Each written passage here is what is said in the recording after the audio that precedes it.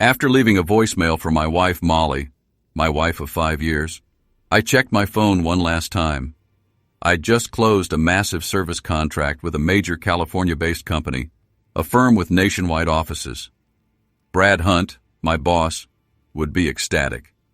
This deal meant significant growth for our IT firm and a substantial salary increase for me. I envisioned Molly and me finally starting the family we'd always discussed. However, a nagging feeling persisted. Since our recent camping trip with Brad, Molly had been distant, withdrawn, snapping at me over trifles. It wasn't just her mood. That evening, while doing laundry, I noticed something unusual on Molly's underwear.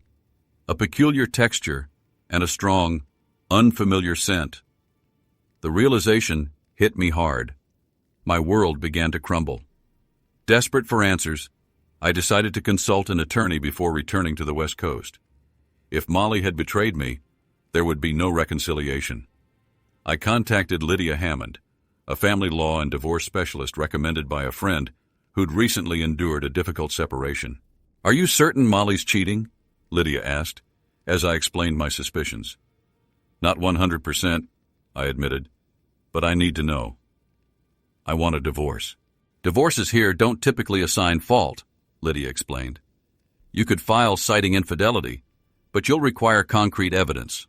Photographs, videos, that sort of thing." "What exactly do I need?" I asked, a wave of dread washing over me. "An investigator could ascertain the truth," she offered, "if you wish." She agreed to arrange it. Since you both earn comparable incomes and don't own property or have children, the split will be straightforward. If infidelity is proven, we can leverage that for a more favorable outcome. "Let's do it," I agreed.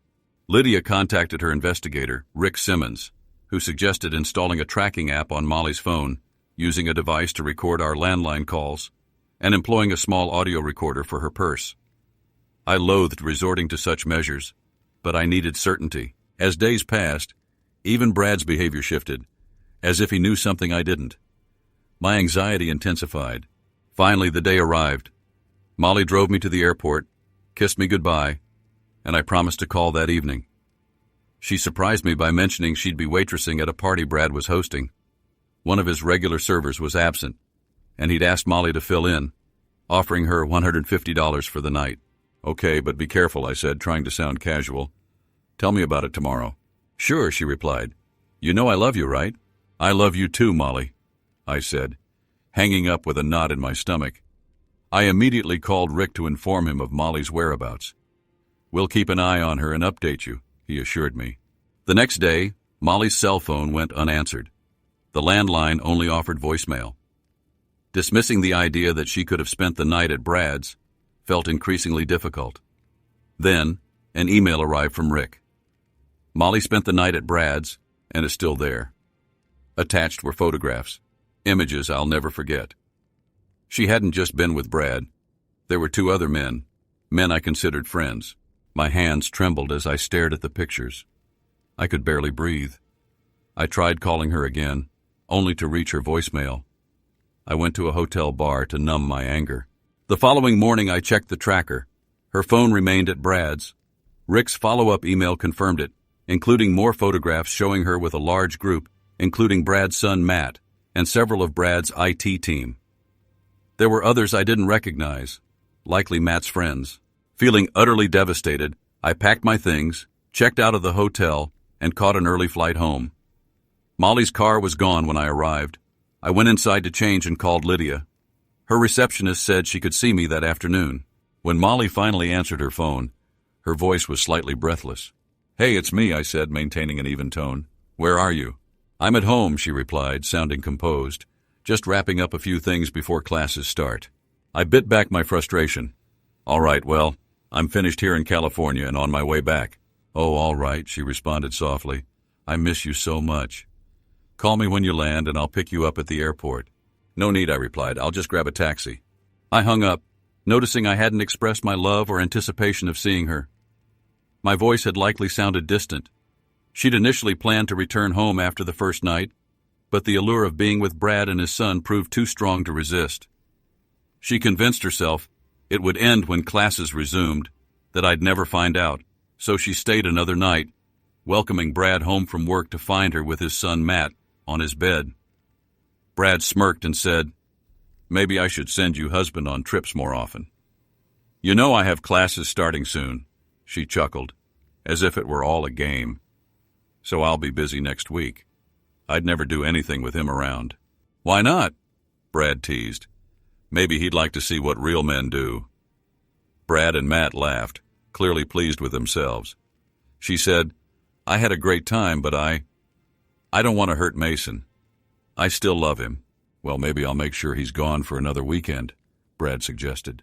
"Then you can visit us again." "It does sound fun," she replied with a smirk. "But at some point he'll find out." "Mason's not an idiot," Brad shrugged, picking up a video camera. "Don't worry, I'll handle Mason. But here's the thing, I don't want you with him anymore. You're ours now. Got it?" "All right," she muttered. "I'll think of something." Just like that, Molly transformed into a stranger, reveling in the attention of Brad's friends and colleagues as if at some twisted party. When I finally reviewed the evidence Rick collected, photographs and 2 DVDs showing her with multiple men, engaging in activities she'd never do with me, it was like watching a stranger, someone unrecognizable in her actions and choices. Lydia offered consolation, but it was clear there was no going back. "Why would she do this?" I muttered, still reeling from the betrayal. After 5 years, and Brad too, someone I considered a friend. "We'll proceed with the divorce, citing infidelity," Lydia confirmed. "I can also file a lawsuit for alienation of affection against Brad and the others. It may not yield much, but we could secure a decent settlement." "Do what you have to," I said, my voice hollow. "Just keep it together, all right?" Lydia warned. "Don't do anything you'll regret." "I won't," I assured her. "But I'm done here. I can't work for Brad anymore. I can't be around him or those guys." I left Lydia's office, sat in my car, and scrolled through my contacts until I found Gabriel Nelson's number, CEO of Empire Nelson. "Gabriel, it's Mason," I said. "Mason Ford." "Mason?" "It's been a while," he replied warmly. "How are things?" "Could be better," I admitted. "Is that opening still available at Empire?" Gabriel had been recruiting me for some time, but out of loyalty to Brad, I'd declined. That loyalty was gone now. "Of course it's still open," Gabriel replied. "Have you finally decided to join a respectable team?" "Yeah, something like that," I said, withholding the full truth. "Let's just say I've realized I can't stay where I am anymore." "I'm sorry to hear that, Mason. Is there anything I can do?" "Just give me a job," I told him. "I'll give you everything I gave Brad, and more." "No problem," Gabriel said. "Why don't you and Molly come over tonight for dinner? Rose makes a lasagna to die for.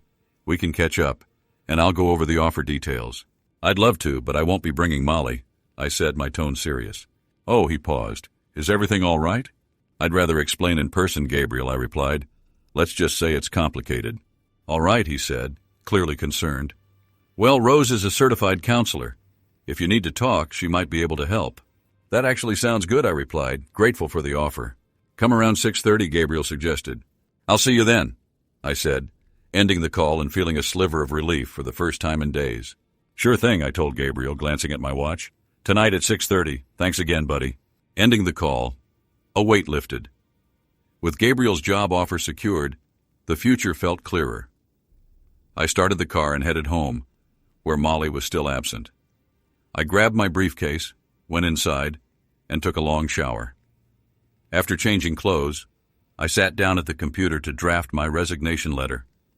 Around 5 o'clock, Molly finally arrived. Seeing me at the computer, she approached to kiss me. I turned away. Her kiss landed awkwardly on my cheek. "Everything okay?" she asked, a little taken aback. "Not really," I replied. "I'm not feeling well. Probably jet lag or something. I'll just sleep on the futon tonight." "You're going out?" she asked, frowning. "Will you be coming back?" "I have dinner plans," I told her, ignoring the flicker of concern in her eyes. "Are you meeting a woman?" she asked, tense. "You're wondering if I'm cheating on you," I responded. "I haven't cheated on you once in all our years together, and I have no intention of starting now. Can you say the same?" Her face paled as she stammered, "Of course I can." She tried to brush it off. "So, how did the trip go?" "Good," I replied curtly. "How was your little job at Brad's?" "It went well," she said, her eyes darting away. "Even when it was tough, it was fun." "I bet," I replied flatly, glancing at my watch. I stood. I should go. I saved my work, turned off the computer, and headed to the bedroom to change into something more formal. When I emerged, Molly was still sitting on the sofa. "How long will you be out?" she asked, trying to sound casual. "Not sure." "Don't wait up for me," I replied, heading for the door without another word or gesture. She watched me leave, likely noticing the absence of a goodbye kiss and my usual declaration of love. As soon as I pulled out of the driveway, she reached for her phone and called Brad. She had no idea her every word was being recorded. "Brad, I think he knows something," she said, sounding anxious. "What makes you think that?" he replied. "He hasn't touched me. Usually he kisses me, says he loves me, but tonight he was just cold. He said he had dinner plans, but he didn't say with whom." "So what if he knows?" Brad replied nonchalantly. "You can always come stay with us. Don't worry about Mason. I'll keep him busy enough that he's barely ever home." "But I don't want to lose him, Brad," she insisted. "I still love him." Brad laughed. "Yeah, sure you do. You've shown us all how much you love him these past couple of days, haven't you?" "Stop," she said sharply. "I know what I did and I liked it, but that doesn't mean I want to lose Mason." Brad's tone turned dismissive. "Look, just give him time. He'll come around. If he doesn't, we'll deal with it. You're ours now, and you'll help us keep things in line.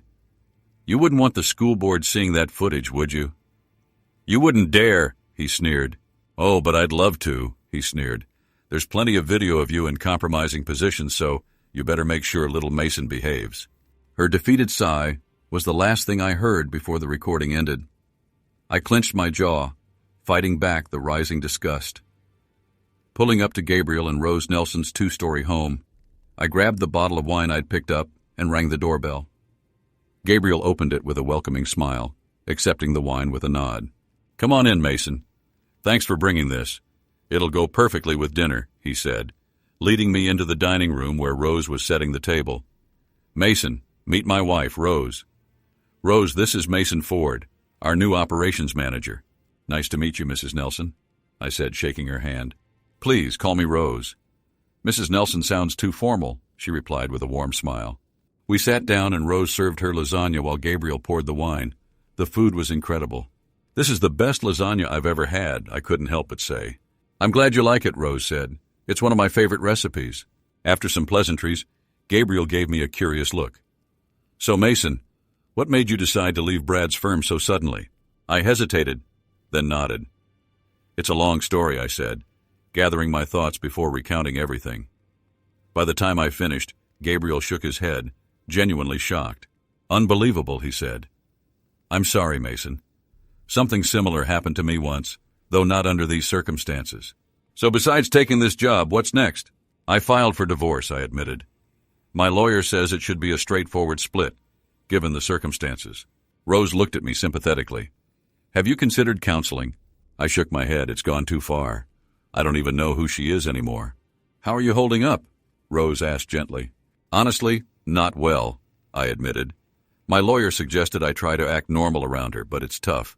I can barely look at her." "You know, seeing a psychologist could help," Rose offered. Gabriel smiled and added, "Rose is incredible at what she does. She was a godsend for me when I went through a rough patch." "I'd appreciate that, Rose," I said, nodding. "Good man," Gabriel said, patting my shoulder. "Take the time you need. Just let us know, and we'll work it into your schedule." We finished dinner, and Gabriel took me to his office to discuss my new role over a glass of brandy. We spent the next couple of hours discussing the position, the team, and the projects I'd be managing. By the time we finished, I felt like I was finally taking control of my life again. I shook Gabriel's hand and thanked him before heading home. Around 10 p.m., I arrived home and saw the lights were still on. Molly was sitting on the sofa. "How did the meeting go?" she asked. "It went well." "Thank you," I replied curtly. "Now, if you don't mind, I'll be heading to bed." I went into the spare bedroom, where I'd set up my computer, and started undressing. Molly appeared in the doorway. "Are you sleeping in here now?" "I told you I'm not feeling well," I said, brushing her off. "The futon's fine." She hesitated. "It's just, you were gone for a few days, and I thought maybe we could, I'm not in the mood," I said, feeling a wave of disgust just thinking about it. "Okay, maybe tomorrow?" she asked, her voice barely a whisper. I didn't answer, and she turned away, likely wondering if I knew anything. The next morning I got up early, grabbed my resignation letter, and downloaded the audio from her phone call with Brad. Without a word to Molly, I left the house. By the time I reached the office, I barely greeted anyone. I headed straight to my office and started packing. Brad came in, looking confused. "What's going on?" he asked. I handed him 2 envelopes, one containing the signed California contract, the other my resignation. "I'm done, effective immediately. I expect my bonus, final salary, and any unused vacation pay." "Resignation? Are you serious?" he stammered. "Why are you leaving?" "Don't act like you don't know," I replied coldly. "I'm not some fool, Brad. I can't work here anymore, so I'm leaving for another company." "Wait, Mason, can we talk about this?" he pleaded. "There's nothing to talk about," I said. "I thought we were friends, but you stabbed me in the back and ruined my marriage." I fought back the anger surging inside. "Oh, come on," he scoffed. "It's not like I forced her. Molly was more than willing." "Is that what you think?" I asked, incredulous. "How long has this been going on?" Brad leaned back, smirking. "Since that camping trip, actually. That second day when you were skiing, she came to me, practically begging. Even mentioned that I'm, let's say, better than you. So that's why you made me leave that day, right? So you could have her all to yourselves?" I demanded, my blood boiling. Brad didn't deny it. "Why not? And hiring her as a waitress at the party?" "Just another chance for some fun," he said with a twisted grin. I took out my phone, stopping the recording I'd started the moment Brad entered. "Thanks for your confession," I said coolly. "Now, if you don't mind, I'm heading down to HR. Goodbye, Brad." "Wait," he said, scrambling. "You—" "We'll see about that," I replied. "Goodbye, Brad. I hope you rot in hell." I grabbed my things and walked out, feeling a finality I'd never experienced before. As I reached the door, I heard him call after me. "Hey, you forgot something." I glanced back to see him holding a framed photo of Molly that had been on my desk for years. "Keep it," I said. "If you and your son want her so much, she's all yours. I'm done with that." I walked away, leaving Brad in shock. I started my car and my phone buzzed. A call from Molly. She sounded frantic. "He resigned? What do you mean?" she demanded after Brad informed her. "Yeah, he just handed in a signed contract and a resignation letter," Brad explained. "He knows. I don't know how, but he does." "What did you tell him?" she asked, panicked. "The truth," Brad answered. "I told him about our time together on that hike." "You idiot," she snapped, her voice choked with frustration. "And what about the photo of me? Did he keep it?" "Oh, he didn't want it," Brad said. "Told me to keep it. Guess he's really done with you." Molly was crying now. "So what do we do?" she asked, defeated. "Not my problem," Brad replied dismissively. "He's your husband. You figure it out. Unless, of course, you want me to step in and make him see things our way." "No," she whispered. "You've done enough. Just stay out of it. I'll handle things." Brad gave a nonchalant, "As you wish," and hung up. When I pulled into my driveway, I saw Molly's car parked outside.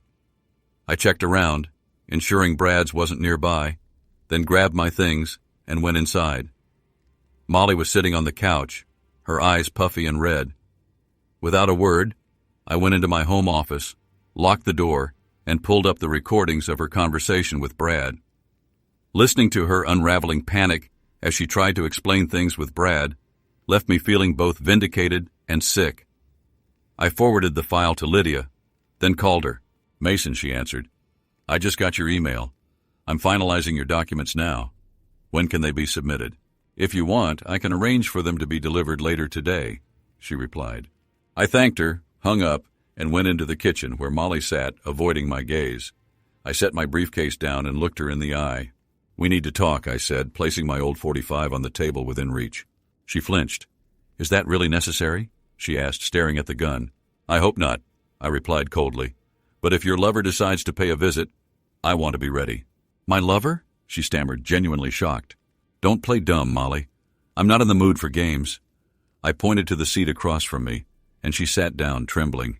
"Later today, someone's coming by with papers for you," I said. Her face paled. "Papers? You mean divorce?" "That's right," I said, my tone unyielding.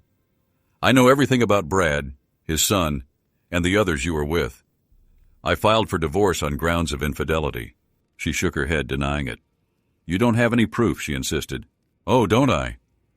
I reached into an envelope and laid out time-stamped photos, each showing her in compromising positions with multiple men, including Brad. "I also have video and audio. Would you like to watch?" She dropped her head, realization dawning that her denial would be useless. "Fine," she whispered. "Considering the circumstances, I'm being fair. No alimony, half of what's in the bank, and we keep our separate pensions. I canceled your credit card, and here's a cashier's check for your share of the remaining balance. There's also a restraining order requiring you to stay at least 500 feet away from me, my home, and my workplace." Tears rolled down her cheeks. "So you're kicking me out?" "Yes. You'll have time to pack your things before they serve the papers." "What if I contest this?" she asked, her voice shaking with desperation. I laughed. "Do you really think that's wise? How would your school board react if I sent them these photos and videos? Do you think parents would want you teaching their kids?" Her shoulders slumped as she nodded. "You wouldn't do that, would you? Are you willing to risk it?" I asked, my tone icy. She shook her head, defeated. "Hand over your rings and plan to revert to your maiden name," I said. "It's part of the deal." Molly looked at me stunned. "You've become so cold, so heartless." "I learned from the best," I replied. "I have one question. What happened to you? How did you go from a loving wife to this?" She couldn't meet my gaze. "It happened on that camping trip," she murmured. "You were on the lake and I was resting in the tent. Brad walked by and saw me undressed. He came in and, well, it just happened. So, just like that, some guy walks in and you're ready to throw away everything we had?" I asked, my voice full of contempt. "How many times did it happen during that trip?" "Twice," she admitted. "Once when you were skiing, and then again when he sent you back to the office." I shook my head, pointing at the photos. I noticed none of these men used protection. "You weren't concerned about getting pregnant or catching something?" "I'm on the pill," she muttered. "Don't make it sound so casual," I replied. "Did you ever think about the risks? Or were you just that reckless?" "Oh God, no," she whispered, covering her face. "You know, over the years I had opportunities to stray," I told her. "Women far more attractive than you. But I never took them because I thought I had a loyal, faithful wife. Now I realize I was living in a fantasy." I pointed to the pile of bags she'd gathered sat beside her. "Go pack. Anything you leave behind will be burned or donated." She begged, "Can't we try counseling, please? I'll change, I promise." I stared at her, a numbness settling in. "I will never forgive you for this, Molly. Not after everything you've done. Now pack your things. Whatever's left will be gone by tomorrow." Tears streaming, she packed one bag after another, glancing at me one last time. "Can you at least help me carry these to the car?" "No," I replied. "It's your trash. You take it. And remember, if you leave anything, even that wedding dress, it'll be gone by tomorrow." "My wedding dress, my parents spent thousands on that," she cried. "Then you better take it if you care so much," I said, turning away. She carried bag after bag to her car. 2 hours later, she was exhausted. "I can't fit anything else in the car. Can I come back for the rest?" "No. You can arrange for someone to get it, but you're not coming near this house," I replied. "There's a restraining order against you." She gave me a weary, tearful look. "What will I tell my parents?" "Try the truth for a change," I said. "Tell them you cheated on me with my boss and several others." "If I tell them that, they'll disown me," she said. "Not my problem," I replied coldly.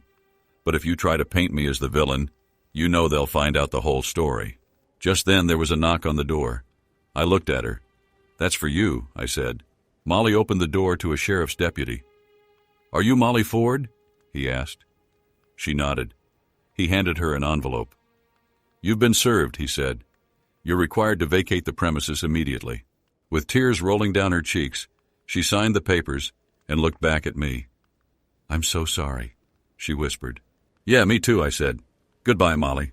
She left without another word, escorted by the deputy.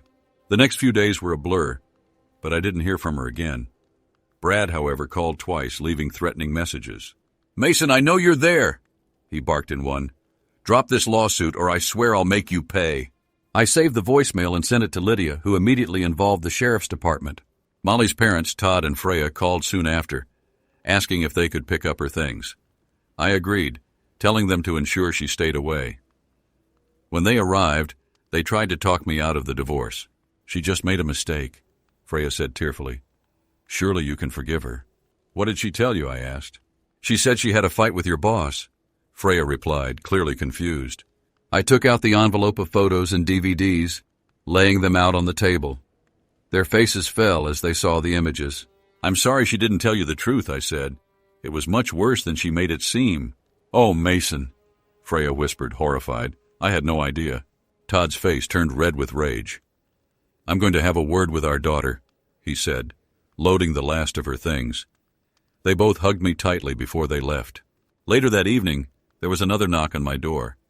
I checked the peephole and saw Brad, his son Matt, and 2 of my former colleagues. Quickly, I went to my office, grabbed my gun, and called 911, keeping the weapon hidden behind my back. I barely managed to open the door before they stormed inside, Brad leading the charge. "I'm going to teach you a lesson, you piece of—" he snarled, stepping forward menacingly. I pulled out my pistol and aimed it right at him. That froze him and his buddies in their tracks. "You really want to test me?" I asked, my voice steady. "Just so you know, I've already called emergency services. The cops are on their way. If you're still here when they show up, you'll all be arrested for violating the restraining order." "Ah, Brad, I think he's serious," muttered one of the guys, glancing nervously at the flashing red and blue lights pulling up outside. "Yeah, Brad, I'm serious," I confirmed as the police sirens grew louder. They turned to leave, but it was too late. 2 uniformed officers were already standing in the doorway. One of the officers took charge. "Put the weapon down, sir," he said to me firmly. I placed the gun on the kitchen table and raised my hands in compliance. "Officer," I said, nodding toward Brad and his friends, "these men violated a restraining order, broke into my home, and threatened me. I'd like them arrested." "Do you have a copy of the order?" one of the officers asked. I pulled an envelope from the kitchen drawer, handing it over. The officer studied it briefly before turning to the 4 men. "Turn around and put your hands behind your back," he ordered. The officers cuffed them, reading them their rights. Brad glared at me, but I just stood back, watching as they were led away. "Do you have a license for this firearm?" one of the officers asked. "Yes, officer," I replied, showing him my driver's license and firearms certification. He nodded, giving me a word of caution. "Be careful with that," he said. "Understood." "Thank you, officer," I replied, feeling a strange sense of relief as the police finally left. The next 3 months passed quickly, with life settling into a new routine. Working at Empire was far more fulfilling than my time with Brad's company had ever been. Rose's weekly counseling sessions helped me work through the lingering anger and trust issues, and I'd even picked up a few new habits. I started hitting the gym 3 times a week, joined a martial arts class for mental discipline, and even followed a diet and fitness program Rose recommended. The divorce itself was straightforward.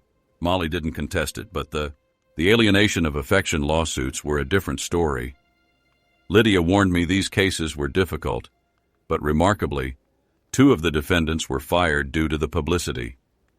The case against Brad, however, shocked us all.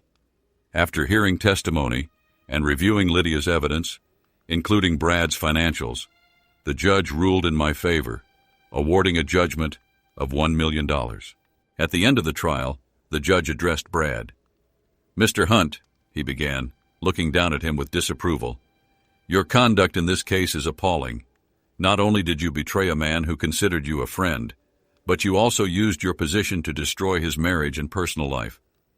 And I see here that you violated a restraining order multiple times. I find in favor of the plaintiff and order $1 million in damages."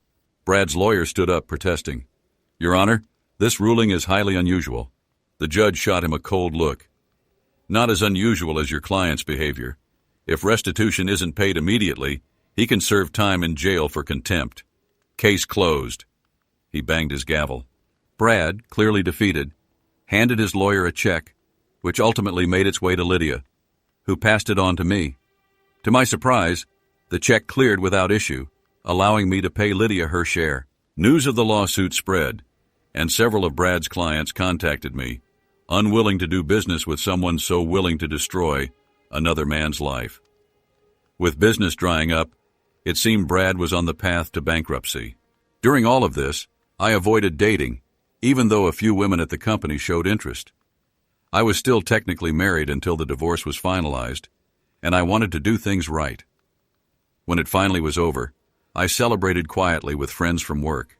A couple of months later, Molly's mother, Freya, called out of the blue. "Mason, it's Freya. Do you have a moment?" she asked. "Of course, Freya," I said, wondering what this was about. "It's Molly," she said, her voice shaking. "She's HIV positive. She just got her test results." I'm sorry to hear that, I said, but honestly, I wasn't surprised.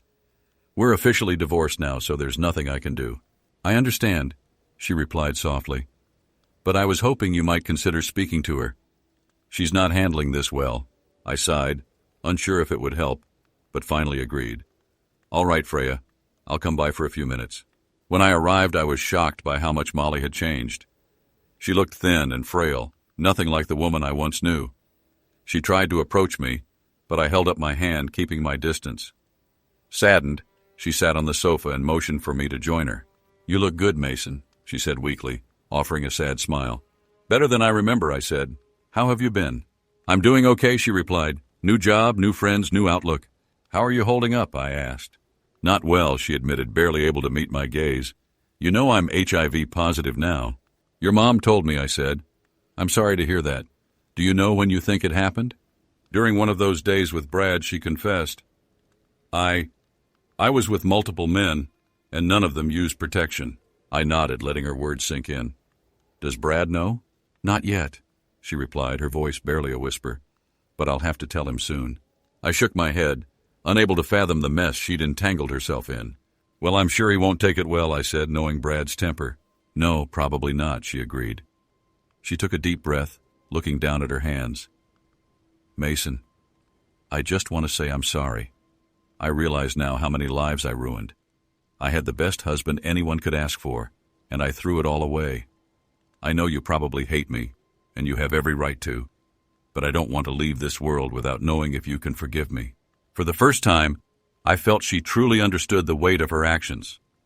I could see how deeply she regretted it, and I remembered Rose's advice about forgiveness. Holding on to anger would only hold me back. All right, Molly, I said, nodding slowly. I forgive you. Tears streamed down her face as she whispered, Thank you. That means more to me than you'll ever know. She composed herself. You deserve to be happy, Mason. Find someone to love and trust. Have a family, and move on.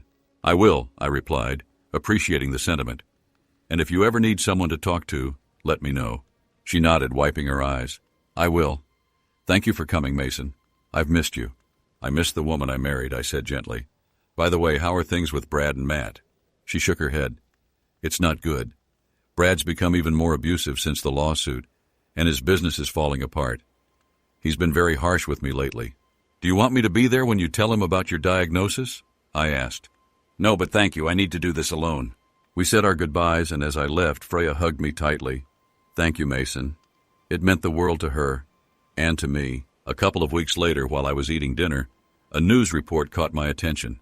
Local businessman and 2 others found dead in suspected murder-suicide, the anchor announced. Brad Hunt, his son, and an unidentified woman were found with fatal gunshot wounds. Authorities are investigating and will release more details soon. I froze, reaching for my phone and dialing Freya. She answered, sobbing. Freya, I said, I just saw the news. Was it? It was her, Mason, she choked out. Brad! Shot her. Then his son, and finally himself, Freya whispered. Oh my God, I'm so sorry, I whispered back, feeling a wave of sadness wash over me.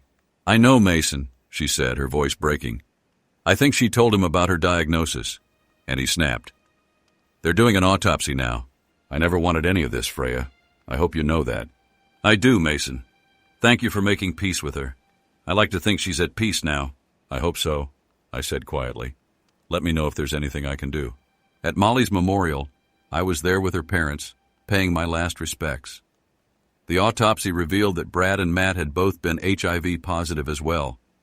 Apparently, when Brad and Matt learned they were HIV positive, everything spiraled. Molly had tried to suggest they all get tested, but upon hearing the news, Brad had snapped, taking her life, his son's, and finally his own. It was tragic, and it all felt so senseless. I spent the next few days reflecting on everything, mourning not only the loss of the woman I once loved, but the life I thought we'd share. The memories of our good years lingered, a bittersweet reminder of what once was. Then one day, as I was getting ready to leave the office, Tracy, one of my co-workers, stopped by. Hey, Mason, she said with a warm smile. Would you like to join us for happy hour tonight? I figured you might need a little company. For a moment, I almost turned her down. The idea of putting myself out there again felt foreign and daunting. But then a thought crossed my mind. Life was moving forward, and maybe I should too. "What the hell," I said, smiling back at her. "I could use some good company." "Well then," she replied, her smile widening, "we'll see you at Hitchhikers after work." As she left, I leaned back in my chair, a strange but welcome sense of peace settling over me. The cycle of life continued, and for the first time in a long while, I felt ready to see where it might take me next.